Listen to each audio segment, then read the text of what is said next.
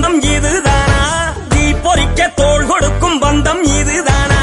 ஒன்னா மண்ணா ஒன்னா நின்னா பிரச்சனை பறக்கும் தானா தேடி வந்த சாமிதானா கட்டாந்தரையில கொட்டானல முட்டி திரிகிற கால எட்டா கைகளை எக்கி பறிச்சிட முட்டு கொடுக்கணும் தோழ வாழும்